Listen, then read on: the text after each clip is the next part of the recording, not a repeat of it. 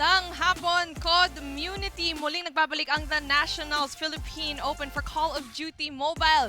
It's day number 3 here. I can't believe nandito na tayo sa punto na ito na we're gonna say goodbye into one of these teams. It's your girl, Beef Mommy here, and obviously co-casting with me today is gonna be G10 or B10. That's right. Pag kami nagsama, hindi talaga ako mabibitin. Kasi andito nga kami. Day number 3, only 2 teams ang posible na mag-drop from the group stages, mga kaibigan. It's STIE Olympians and Happy Feet Emperors. Pero mas malaki talaga yung chance ng Happy Feet Emperors. A lot of things depend on the first 3 matches of the day. So, papunta na tayo sa exciting part. Unang-una pa lang. Oo nga eh. Medyo ang clutch talaga ng moment na to. Kasi kung nakita niyo yung graph kanina, Happy Feet Emperors, nasa pinakadulo sila, nasa pinakababa. So, they need to win every single one of their games today. But then for STI, they're not in the safe zone as well. Kasi nga, kung natalo sila dito up against Smart Omega, at least may isa pa silang chance. So, again, STI has a little bit more of an advantage when it comes to getting the points. That's right. And the only way na magkakatay sila and there will be a possibility of a tiebreaker is kung walang maps na napanalunan ang SEO today. And only if HFE also wins 2-0 against Bren Ebro. So, medyo tall order, not gonna lie, for HFE to try to get out of the play-in stage. Absolutely. So again, we're looking at these 2 teams kasi after this, medyo safe na ibang teams eh. Obviously, Smart Omega being our top honcho. So sila, okay lang sila, nag-chill na lang sila dito. Pero syempre, hindi na nabibigyan ng, papahirapan talaga nila ang STIE Olympians dito, making sure na they won't get any points whatsoever. Pero nga lang, like what we said, may chance pang STI kumuha ng puntos sa next round. Pero yung kalaban nila, that's gonna be Bren. Isa pang team to na medyo nahihirapan. So, they just need 1 map to secure more days here. Exactly. And yung Bren Ebro, they are solidly in the middle of the pack, pero I do think they've had some very outstanding wins, some really good moments. Just to remind you guys, Bren Ebro was able to take the very first map off of SMO in day 1 of the play-in stage. They were the only ones, I think, to be able to beat SMO in any map, I think, during this entire play-ins. So, sila yung nagkaroon ng bahid sa, sa otherwise perfect record ng SMO. But speaking of the man himself, let's take a look at Smart Omega.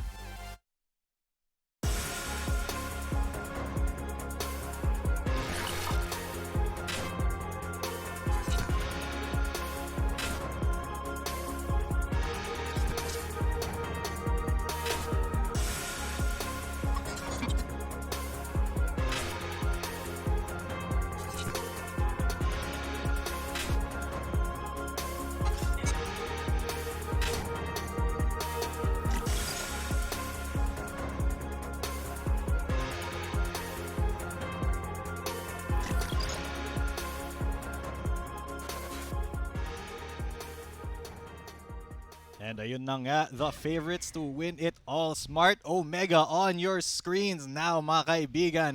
And I've heard from their coach, si Coach Jay, na they're going to stick with their original roster for the first map. Pero once it comes to S&D and control, papasok na si Young Jay. So of course, that drafted player will have his chance to shine in the sunlight of the Nationals. Kaya nga sobrang when it comes to this team, kilala na talaga nila. Alam na community na to, ng COD community, kung gaano galing talaga yung team na to. Pero nakita natin, medyo naghihirap talaga sila when it comes to some game modes. Pero obviously, with the addition of Young Jay, sobrang galing talaga. Parang ang seamless ng integration niya sa team, ano? Exactly. And we were talking about this nga nung day 1. It seems na Young Jay, he's meshed talaga with Smart Omega really well, and there's a chance, after Nationals, baka pagpatuloy nila si Young Jay. Just because, depending on his performance with the team, and he has been showing up talaga during their matches. But enough about Smart Omega. Let's see who they're gonna be facing off against. Isa pang SEO, STIE Olympians.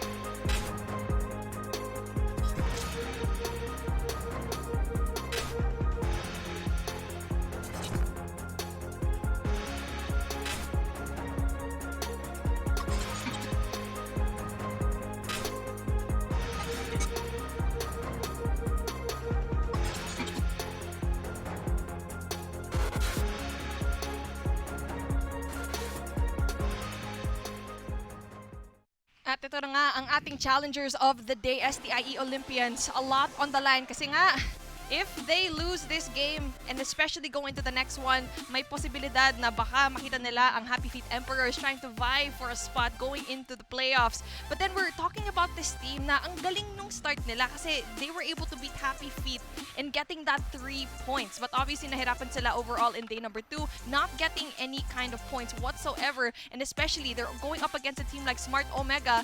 They need the guidance of PJ at Owen, especially going into this matchup. Tama. And just a reminder mga kaibigan, mga community, they only need to win one map. Kailangan lang ng SEO Olympians ng isang mapa. Tapos, lulusot na sila to the group stages and it will be confirmed ng Happy Feet Emperors ay mawawala na. So very sad if they do. Pero still, you know, the checklist is there. If STI drops all their games, if Happy Feet 2-0s Bren, and then that could be the recipe for the tiebreaker. I would love to see that. I mean, obviously, simula pa lang ng araw, ang dami na agad ng bakbakan mangyayari dito. 5 matches of the day. And obviously, we're starting things off with Smart Omega and E-Olympians. Again, ang dami nating kailangan pakita sa inyo, obviously, going into this because we're looking at our map picks and bans. And this is probably one of my most favorite things to see here because dito mo makita kung sino nanalo. And obviously, for the coin toss, ang STI ang nanalo dito. Medyo nagkabaliktad ang kanilang graphic dito. So, again, for Vortex and Standoff, yan ang gonna be banned for Smart Omega. And obviously, for STI winning it, they have an advantage dito. Summit Hardpoint, maglalaro sila. Pero nga lang, di ba we talked to Coach Jay, malakas daw sila dito sa Summit even though yung Hardpoint medyo nahirapan sila. Yun nga. Sabi nga ni Coach Jay, Hardpoint is their worst game mode pero Summit is their best map on Hardpoint. Tapos, he wasn't really worried about search and destroy and control after that kasi ang lakas talaga ng confidence ng Smart Omega ngayon just because, well, they're 4-0. They've only dropped one map this entire play-ins pero still they're going to be fighting for, you know, their seeding in the group stages kasi syempre once you get to the playoffs it will matter, you know, yung mga points na nakuha mo in the play-ins and group stages, that will determine kung saan ka napunta, kung diretso ka sa upper bracket or if you have to fight for your life in the lower. So, banned maps, Hacienda and Standoff, banned operators, Purifier and Vortex. So, walang Ihawan, walang Black Hole. So, if you're thinking about it, Annihilator, Sparrow, ang makikita mo dito, and maybe even the Claw. Kasi nakita natin before, like yung mga games nila, especially dito sa Hardpoint, ang daming moments na kapag ginamit mo yung Sparrow, di ba? Parang it's possible na you can kill yourself accidentally. But anyway, here we go. Summit, where it's such a small map, and especially with the game like Hardpoint, kailangan mo talaga dictate yung mga spawn dito. Tamang-tama ka dyan, Beef Mami, kasi I think Smart Omega, they have read this map to a T. Alam na talaga nila yung game plan dito, and judging from the way that they've played their Hardpoints before, they just need to not get ahead of themselves, I think. Kasi yun nga, very delikado yung mga spawn points dito, especially when the next Hardpoint is spawning. You need to be in a good position for that to have your teammates spawn na malapit doon sa Hardpoint na yun. And it's just a game of map control talaga and the control of the power point. So ito na mga kaibigan, let's start our first game of the day. SEO Olympians versus Smart Omega. Okay, taking a look at what side which team picked. Yung Omega talaga, they have the favorable side kasi they have access going into second floor, which they already have. Hopi, syempre, kailangan nila i-check yan, especially with the KRM virus. Walang nakuha whatsoever. Mukhang nahihirapan kumuha ng mga patay dito. Wala. Medyo mahirapan talaga sila because they basically left 2F wide open. Yeah, and if Smart Omega took full advantage talaga. Whoopi getting a bunch of kills there. Candy as well right there. QWERTY, he's trying to keep going, and Owen as well. Pero by and large, the site belongs to SMO. All the kills coming in SMO. Man, Whoopi with the KRM. Di mo talaga madi-discount kasi that is one of the most impressive players. Once again, Whoopi. 2 kills already. 3 kills with the KRM. He is going insane. Pero at least si PJ gets some revenge. Whoopi on a rampage. And actually, since last week pa natin nakita si Whoopi with the KRM. And kaya, actually, R9 nga yung gamit niya last week. And now, it looks like shotgun pa rin ang kanyang gagamitin. And now, we're taking a look at the points. 44 already, yet 0 dito sa STI. And not just that, rotation. Pupuntang second hardpoint. Kailangan na patunguhan ng pareho ng team na to. And now, for that, so far, STI actually has a pretty solid hold if they can win all of their gunfights. Yeah, that's a big if because SMO is here to play. They're on the second floor. They're trying to contest from above, and syempre they're going to dot the T's, cross the I's here, and get the kills because there they have taken control of the hardpoint. Once again, STI nahihirapan pumasok talaga. Because look at that very narrow bridge that they're trying to get into. At least that was a 1-for-1 trade, but Rage is right there. And Rage, he's got the KRM as well. Whoopi's there. Zunex trying to make his way into the hard point, pero nawala na din yung mga kaibigan niya doon. So there's Whoopi dropping down. He loses the fight to Zunex though. Grabe, they just really need to go and take 2F. Kasi so far, ang dami nilang binibigay na players dito sa power position na to, pero hindi sila nananalo when it comes to the gunfights. And now, they have a troubled past going into it. Not only that, yung rotation nila, pretty solid. So magandang early rotation nila, but that just leaves a lot of points going into Omega. But there you go. Not only that, nananalo sila when it comes to the gunfights. They have 3 players positioned. No, make that 4. But then, Whoopi still on a rampage trying to go in for the contest dito sa hardpoint na to. Somehow, Qwerty as well, I think he had an OS that got him there. Pero unfortunate, say he just offed himself, but Rage is there to take out the other guys here. Qwerty though, still getting 2. Zunex, 2 for him as well. That means that there is some control here for STIE Olympians, and that means that they are going to start coming back up in points. Virus there with a nade saying, get out of this spot. And ayan, SMO, nahirapan na pumasok, but they are all together. They're going to start their entry very soon. Whoopi and Kenny, they're going to be coming in, but they're going to be going out as Zunex is going to start the rampage here, but Rage is on a rampage of his own. Maganda yung maagang pag-ikot ng STI Olympians dito sa P3 kasi they were able to get a lot of the early points, pero unfortunately for them, Omega just was able to break this hill so easily. But then si Zunex, ang dami niya napapatay yung mga sa P2 pa, he was able to solo hold it, and now going into P3 as well, just being a nuisance. Pero nga lang, doon na naman, early rotation coming in from STI, mukhang maganda rin yung spawns nila. Yeah, nawala na ng bala dun si Idra, so he wasn't able to keep that defense up. But eto na, Nurumeres back na ang SEO. Look at all the kills coming in. Si Zunex nga, he's got the most kills on the server for now, 14. Pero si Whoopi, humahabol na rin, 13 sa kanya. And he's got the KRM. He's just waiting there. Nakatabang siya. No contest here. But that's a 3K from STIE Olympians at least. Okay, so I feel like they were just trying to assume the position and being really defensive. But that did allow Whoopi to get a little bit of points. But still, no kind of control whatsoever from both of these teams. And solid so far from STI to get some of these points. Pero yun nga lang, feeling ko masyado sila nakateka dun sa likod na wala silang kahit anong response whatsoever from Whoopi. And that basically allowed Omega to go in from the far right side of the map to go up from cable car all the way here in P4. Yeah, and now the spawns are in Omega's side, and so is the site. The hard point is going to be very, very skewed towards Omega right now. Even though STI, they're trying to contest it, their spawns are just not in the right place. But Virus and Owen, they did get those 2 kills, but it's okay because SMO, they even it up still. Well, I say even up, pero sobrang ahead sila in terms of points. I just meant in terms of kills. But look at that. Not even the scrap points na binibigay ng SMO sa SEO.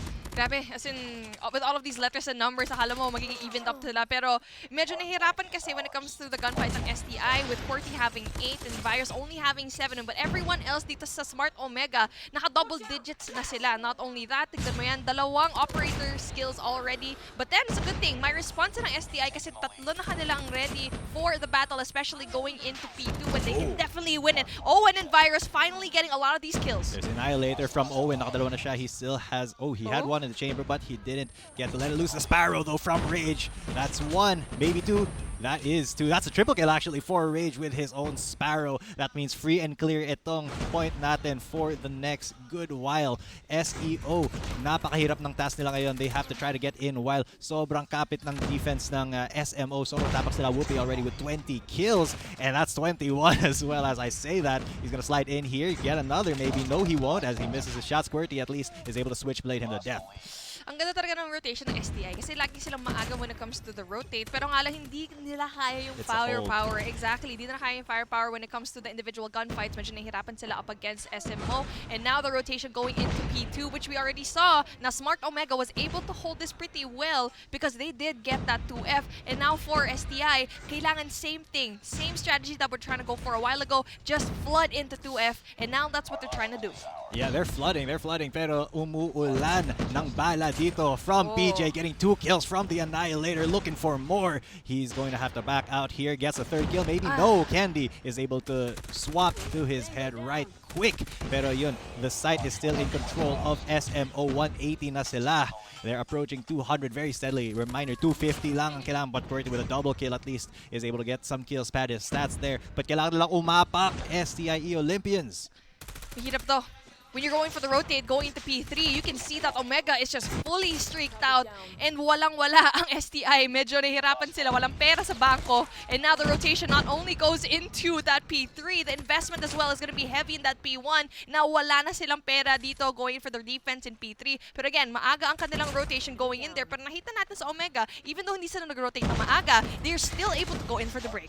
Yeah, the gunfights talaga have been going in the side of SMO. Just every single contest has been won halos by SMO, at least the really big ones. And now, kita mo, they have control already, even though the spawn points are towards SEO for this point. It's like hindi nila talaga get rid of yung mga members ng SMO while they're trying to get in, as Whoopi gets a double kill with his KRM, meaning that the spawn points have been switched. SEO now really far from this hard point with 30 seconds left. By Candy from the corner. He gets a triple kill, a quad kill from Candy with his switchblade. Just check your corners, guys. Oh my goodness, Omega, every single one of these players, lines of 20, SMO, we've got it all for you. Bang, bang, happy to serve. Ito na nga, 246 and 97. 2 more points before Omega finally wins it. There you go. STI Olympians, GG. Now we go next. Go next. Yes, happy ang Smart Omega there. Happy to serve up a heaping plate of defeat to SEIE Olympians. And if that was their least confident game mode, I'm scared of what they can do on SND. I know. I mean, when we're talking about SMO, Smart Omega is known as one of the best SND teams out there. Hindi lang dito sa Pilipinas, hindi lang dito sa Southeast Asia, but possibly the whole world. So, with that being said, STI, dapat you should not think that. Laging, ito yung sinasabi ko sa mga teams, di ba, na once you have defeat, have like a memory of a goldfish. Forget about what happened here and think about the present, think about the future. Kasi nga, if you get that defeat and let it get to you with your mindset, yun, mahirapan na talaga sila. Especially you're going into SND firing range, which is the pick of SMO.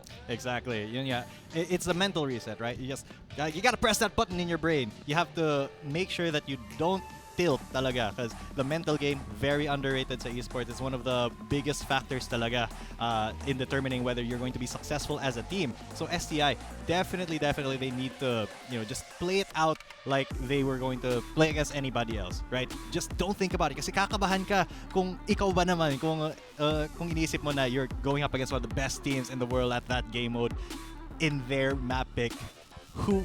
What kind of mentality are you going to be in? But let's take a look at how thoroughly SMO dismantled STIE Olympians in the highlights. Well, quite frankly, it's just they were being outgunned. I mean, nakita natin yung rotation ng STI laging maaga. Especially going into P3, solid yung hold nila. Yeah. They're able to anchor it very well, dictating yung spawn nila. Not just that P4 as well. Pero nahihirapan talaga sila dito sa individual gunfights because every time na STI goes in for a power position, alam nila na matatalo sila ng any member coming in from Omega. And we saw that dun sa quad feed ni Candy.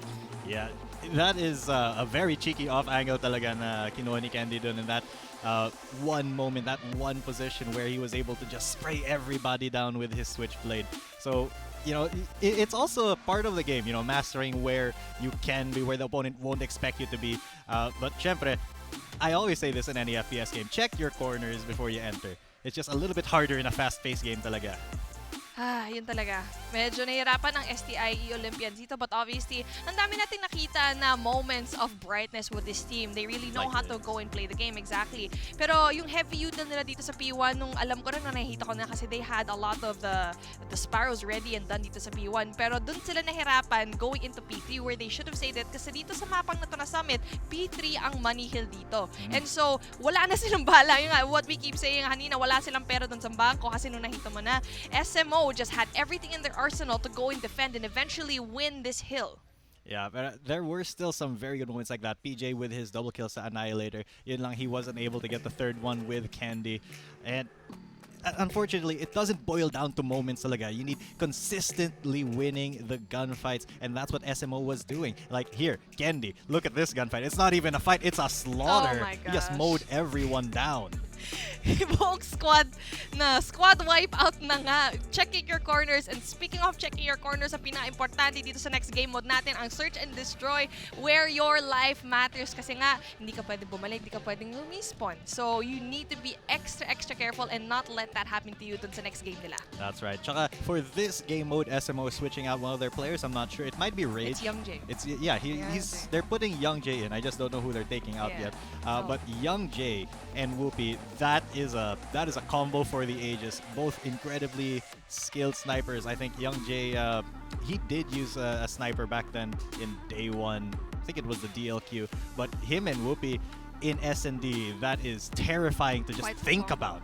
Imagine mo yung double sniper setup dito sa firing range, diba? Siguro, I really want to see if they're gonna bring out, obviously, the right tech for sure, and also coming in for the SKS possibly. But now, taking a look at what happened nga ulit dito sa Summit Hardpoint, 250-97, di man lang naka 100-point club ang STIE Olympians. But obviously, taking a look at our MVP, si Zunex, the most impressive one so far. Nakita natin siya eh. He performed really well, especially dun sa P2, P3, he was able to hold things on his own. Pero everyone else in his team, apart from Zunex and PJ, medyo nahirapan talaga sila when it comes to these kills and engagements. Totoo. I mean, it felt like Zunex was the one, he was the only one from STI who could really challenge SMO head-to-head, diba? In straight-up gunfights, he would get 1, 2K, 3K, and that means na, he was standing up to them. It's just hindi consistent, the rest of the team, other than PJ, who also was on the KRM. So, kind of same role nila ni Whoopi. But Zunex, I think, really was the anchor for STIE Olympians then. I just don't know if it will be enough in S&D to be that good of an anchor kasi you don't get a second chance here. Absolutely. Okay, that's why kailangan maging just tread carefully going into S&D, especially firing range. Well, alam nyo na they have 100% win rate, Smart Omega here. But tignan natin kung kaya ma-break ng STIE Olympians ang streak ng Smart Omega. Tignan natin later sa S&D. We'll be back for a quick short break.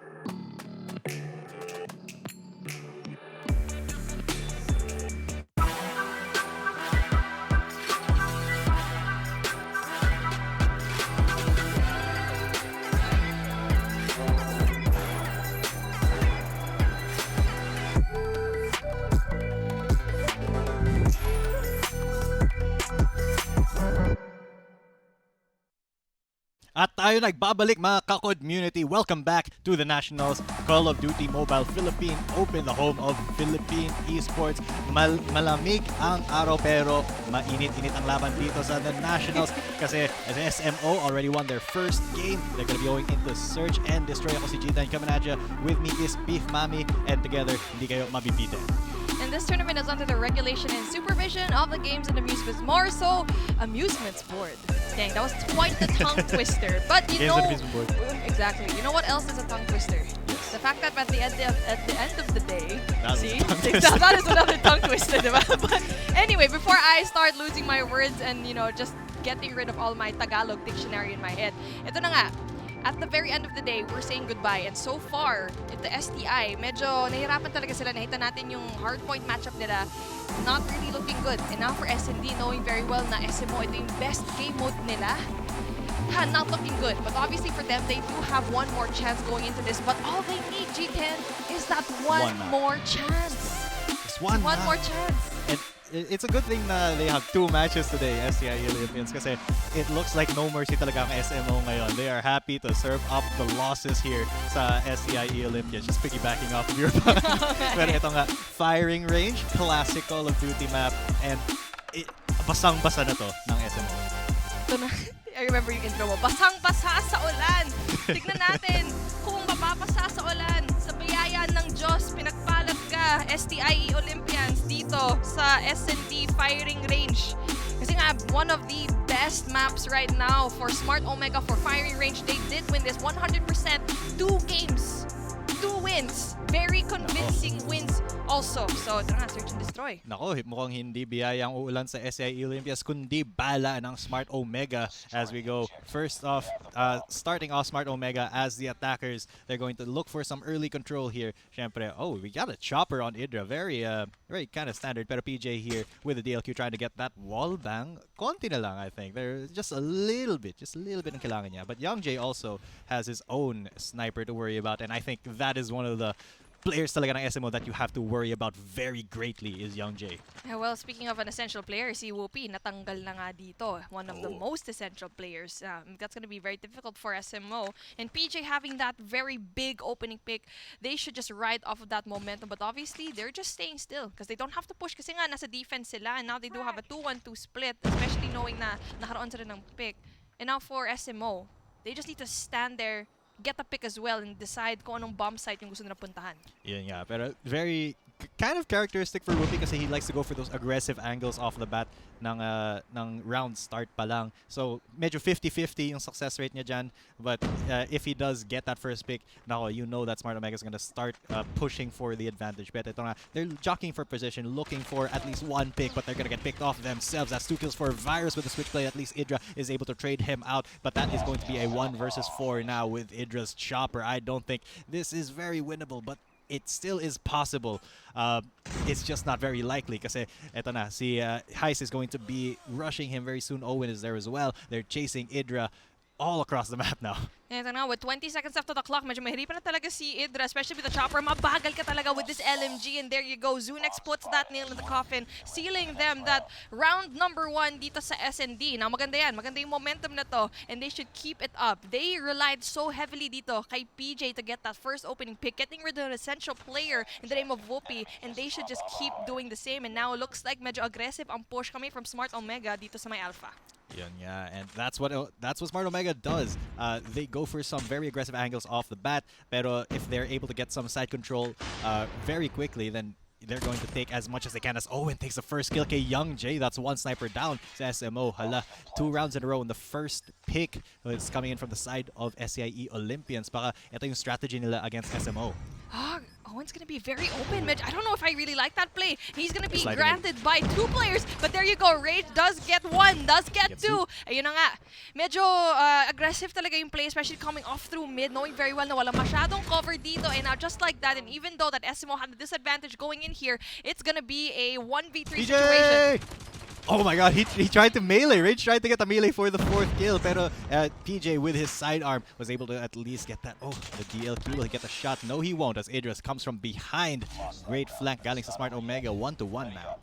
1-1, 1-2 Sawa. Tignan natin kung ang Omega, especially knowing very well kung they keep dropping their snipers early round. Ang daming magandang play coming in from STI, but they were able to sustain it in first round but wasn't able to pull off dito sa may second round natin. And ang Omega, good readjustment coming in from both of these teams, allowing that Whoopi go gets that first opening pick. Yeah, pero Idra as well gets one, pero at least the trade came in from Zunex. It's still a 2-for-1, 3-for-1 now as Young J picks Virus off with a wall bang. I don't even know what angle that was from, pero dang, Young J proving his worth with a sniper, and now it's a 4 versus 2 ngayon. SIE Olympias, ano kayo magagawa nila dito because the bomb is going to be planted. They're gonna have to retake 2 versus 4, and look at all of the angles that is covered by Smart Omega. May flank pa sila with Idra, possibly, if SCI tries to go through mid. And now, speaking of going through mid, I feel like hindi nila magagawa yun. Alam nila na solid ang defense going into Wooden House. And now it's going to be one more person going there. Zunex spots one. Candy will not give up. Gets him down. And there you go. Candy getting that beautiful double. This man keeps getting these double kills. Not only in hardpoint, but looks like dito sa SND din. Yun, yeah. Candy, one of the more seasoned, I'd say, sub-gun players ng SMO. One of the, well, seasoned with just a tiny bit of salt. Just a little bit of salt. Salt Bay. Siya ang ating Salt Bay of the day, but looks like iba ang rotation going in from Smart Omega. Full push coming in here, but then Hyde's not getting a kill. Sayang information. Dapat doon na lang siya sa may bandang dulo, sa basically behind the pickup truck. Kasi nga, you can never tell what kind of aggressive nature that SMO can bring. But looks like the aggressive nature is coming from SEO as Owen gets that triple kill for himself to end the round. Great flank galing sa SCIE Olympians. And that means that it's equal once again, 2-2. Basang-basa ng STA Olympians. Ang ganda kasi even though that Heist went down, nasabi niya agad sa teammates niya, okay, i-flank niyo tong SMO, and there you go, Owen just having that big 3K, just seal things them with a 2-2. And now, medyo nagka-slow down ulit pareho ng teams na to, not over-pushing it. Except for right now, 3 players coming from STI up against Rage. Oh, Rage is very pushed right here. He's gonna get pushed by 3, and yun nga, si Zunex ang papatay sa kanya. Idra at least gets a Kobe onto Zunex. There's the revenge. 1-for-1 so far. And look at all the control that SMO has had to give up because of that. It's not going to... Oh, they didn't benefit from it at all because Owen went down and PJ gets at least a revenge kill onto Young J. I think it was Young J who got the snipe onto Owen, so evens it up back to 3 versus 3. But look at the long angles being played by SCIE Olympians. It forced SMO to take the long way around 2B, which is completely unguarded right now. The adjustment coming in from the side of Smart Omega. Looks like they want to go and compete here in Bravo. And so far, yung STI, they do have sights of it with just a little bit. It's going to be player number 2. It's going to be PJ having a little bit of sightline, but then no information whatsoever going to them na yung planta dito sa Bravo. But then there you go, Heights finally seeing one. He has 0 kills so far and we're already in round number 5. Yeah, just a little bit more than an info player si Heist ngayon.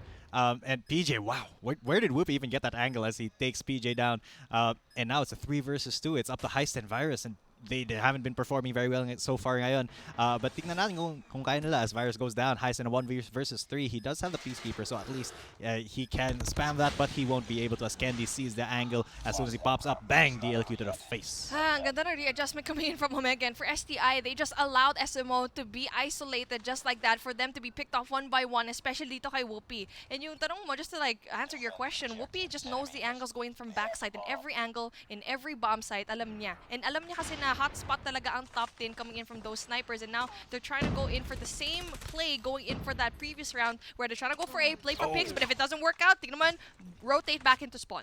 That's right, and then wait for the pick once again, galing kay Whoopi, but no, it's Idra who's gonna get picked off. Rage, at least, ayun, the revenge onto Owen, rumesback din siya. But that means that SMO have less players right now. They have the man disadvantage, and by the looks of it, they're trying to push into A. And it is going to be Candy trying to push in there, I think, as they may get flanked out here. Rage trying to jockey for some position here at Wooden House. He's looking for those angles still. And now Candy being the bomb carrier, and siya rin mag-isa dito sa A bomb side. Medyo delikado siya if he does decide to overpush just a little bit. But then 1-2-1 split where mas mahaba talaga at mas ma-heavy, mas mabigat ang defense dito sa mid. And now they finally decide, okay, A is gonna be the good sign here. Candy tries to get rid of all the trophy systems. Puts his own down there. Para lang may konting defense as he goes for the bomb plant. He's going to go for the bomb. Not the bomb, but the grenade did tag him a little bit, but he still wins that gunfight. He takes out Zunex, and there Whoopi with a backup wallbang onto PJ. The headshot too. That means Heist once again, the 0-kill player versus 3 of SMO. He's been spotted. They know where he is, and he's gonna challenge Rage there. Unfortunate decision, but that means 4-2 na in favor of Smart Omega. We're at round number 7 and Heist still has 0 kills to his name. I mean, even in the other side, medyo nahirapan din si Young J just having that too, but obviously everyone else, especially coming in from Idra and Rage, are doing their job. And so, medyo mahirap talaga, especially now that they have the bomb. They're gonna dictate the pace of this game. It looks like they really want to see if they can go challenge Alpha. And so far, walang defense whatsoever coming in from the side of Smart Omega. Oh, interesting strategy. No defense at all galing sa bomb side A. That means they've already got the plant. Yeah, they're gonna be going for the retake. I think yun nga ang mas komportable sila dito. And that will be 40 seconds left for them. Heist talaga. Heist na heist. 0 kills heist. Kamot ulo. Kamot ulo na lang tayo dito para kay Heist. Oh, speaking of, yung paalang nakita and Young J took that shot. He extrapolated the data and ayun nga, na-wallbang din siya. That means the retake is well and good on the side of SMO. Ayun nga, they tried to go for the defuse agad-agad, but Owen is there from the side with the big flank once again. Whoopi does not go down. Neither does Young J, but he can, as Whoopi does take 2 kills with his DLQ. Gets the defuse too. That's 5 rounds for SMO. Oh my goodness, kung naririnig nila yung mga players dito, sumisigaw na sila. Pati kami, munti ka na sumigaw because of Heights having his foot. That just changed everything when it comes to the play of STI Olympians. Ito na nga, mapapatayo na nga ako, tatayo na ako kasi STI, kailangan yung manalo. Especially, they had so many moments, especially with Owen trying to clutch up and get those multi-kills. Kayang-kaya na naman manalo pa na isa pang round eh. Yeah, shaka si Zunex, I think, we're really trying to keep this team together. But speaking of Owen, bang, Kobe onto Idra, but Young J at least will bang, wall bang onto Heist. So it's still even 4-4. The bomb will once again be planted at A. Hindi kailangan ng Smart Omega magdependa talaga. They're just going for the retakes as Zunex gets a kill onto Young J, but Rage finds Owen too. It's 2 versus 3. PJ, can he go for it? He does have the DLQ. Look at that. And Candy does find one. Oh, look at this. W11. He gets it. Oh my lord. It's a 1 versus 2. PJ, he's got the DLQ. He can get these angles. He can get this just sniper duel. The sniper duel versus Whoopi and Rage. Kaya pa ni PJ. 2-3 DLQs on the field. No, it's 2 DLQs in a right tag. Is that? Oh my god. Natatense na ako dito, Beef Mommy, for PJ. It's a minute left. Bomb. Go pick up the bomb, sir. There you go. It's at A. It's at A, yes.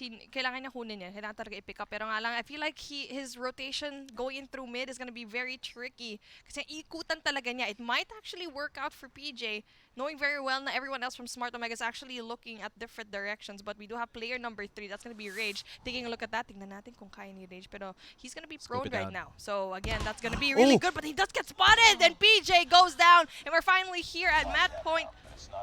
Omega, 6-2. Natense na talaga ako dun. Like everything below the belt is clenched right now for me. Something else is clenched for me. Oh. Something else is clenched. My fist. My fist. Exactly. Exactly. Prize fighter style. Speaking of prize fighters, Virus with the prize fighters himself, sprinting down the long angle, and he right into the crosshairs of Young J is Heist. That's like the third. Oh, kill it. Oh, third full kill. Speaking of third kill, yeah, third kill ni Young J in that round of his own, as PJ at least is able to get that refrag, but it's a 3-for-1 Young J, big value at match point. Baka ito na yung nail in the coffin para sa SEO Olympians. It's still PJ. Can he do this to MW11? He tries to go for it. He can't aim it. He gets you, Whoopi, but no, look at that. They're trying to go for the melee, but still Idra at least clutches it out. It's not really a clutch, but they swarmed the last member of SEO Olympians. That's 2-0 for SMO. SMO yet again asserting their dominance here at the Nationals Philippine Open, and what a matchup! Woo! Akala natin mas makuha pang points ang SEO Olympians dito. Kasi ang dami talagang moments na nakaka-first blood sila, especially PJ, Owen getting those multi-kills. There were so many bright moments, pero feeling ko talaga, it's just those late game readjustments. Dun sila medyo nahihirapan eh. Yeah, and honestly, as a team, you're only as strong as your weakest link. And so far, medyo weak talaga yung link na doon na si Heist. I think he still ended the game at 0, unfortunately. And, he was getting info, but the info wasn't super useful to SEIE Olympians when they were getting pushed by SMO very aggressively. And yun nga, the zero bomb from Heist. Unfortunate. But The very crispy donut. at least the rest of SEIE Olympians merong, konting performance still against a formidable team as Smart Omega. But at the end of the day, SMO pa rin ang flawless victory here. Absolutely. As in, ang galing talaga ng run nila dito. There's a reason why that they are the kings of search and destroy. And now, we're ending things game number 1 and STIE Olympians still having no points here. Ito yung storyline natin of the day, di ba? It's either going to be STIE Olympians or Happy Feet Emperors ang aalis today. But syempre, medyo mas may advantage talagang STI. But with the way that things are running here, especially having this loss at 0 points going up against Smart Omega, they do have one more chance talaga. Para kami sirang plaka na sinasabi talaga to because we just want to remind you at home kung gaano ka-importante each point, each kill is when it comes to this team because they might actually say goodbye kung maging masyado silang kampante. Kaya nga. But still, a lot of things have to fall into alignment. The stars have to align talaga para sa HFE if they want to get a tiebreaker. Kasi it doesn't matter kung matalo lahat ng SEIE Olympians and manalo lahat ng matches ng HFE. It's still going to be a tiebreaker na magkikita pa sila on the next day in the group stages pa if that happens. Big if. So SEIE Olympians, even if they lose every single match, may lifeline pa sila. Yung walang lifeline is Happy Feet Emperors. They're basically borrowing a life right now. Exactly. And may utang pa sila. So, speaking of, grabe yung paa na yun. Ang ganda ng shot niya coming in from Young Jae. And that just really Speaking changed. of Young Jae. Yep, there you go. Ang ganda. Nakatatlo siya doon. Ang ganda ng gameplay coming in from Smart Omega. And even though medyo mabagal ang kanilang simula, they just ended things with a chef's kiss. Exactly. Beautiful, done and dusted. And now speaking of, we're almost at our second game. Ang bilis ng pangyayari, ano? Yes, napakabilis talaga. But that's just Smart Omega for you. One of the most dominant teams talaga in the Nationals, if not the most dominant, and the MVP of the most dominant team coming in, Candy. Of course, his performance on Hardpoint, absolutely beastly. And syempre, a very, very decent search and destroy for him as well. Oh, yeah. I mean, ang dami niyang plans and that's why he didn't really have the most skills pero nga lang yung plans also make the biggest difference. So you already know this guy, he's gonna be that OBJ player that you can definitely go and depend on. I mean, not just that, ang dami niya talagang assists as well. And so, when it comes to Smart Omega, feeling ko, nagsacycle lang yun kung sino man yung MVP because they're just that well-rounded as a team. Tama. Parang nagpipick back boom sila sa unahan. Like, sino mag-MVP ngayon? Sino mag-frag ngayon? And today, it was Candy. The other play in this, I think it was Whoopi yung isa. Hydra. Yeah, and Hydra. So, well, that is Smart Omega for you. 2-0. I don't know what you expected, but this is what we expected. Absolutely. I mean, as sad as it to say, it's just the reality of the situation. And the numbers don't lie when it comes to it. They did only drop just one map up against Bren ePro. And now I feel like it's such a long shot for STIE Olympians to do so. But obviously, STIE Olympians still has another lifeline. Obviously, at the very end of the day, they will have another chance to go up against one more team that can try to go and make a difference. But again, yung team na to, hindi din madali. Kasi ito yung second seed natin Signal Ultra Warriors. So speaking of Bren ePro na na-mention mo nga, that is going to be coming up next. And sila nga they will be going up against Happy Feet Emperors. And yun na, this match could determine kung mag-drop ba ang Happy Feet Emperors. So stay tuned sa Nationals home of Philippine Esports. We'll be back after a short break.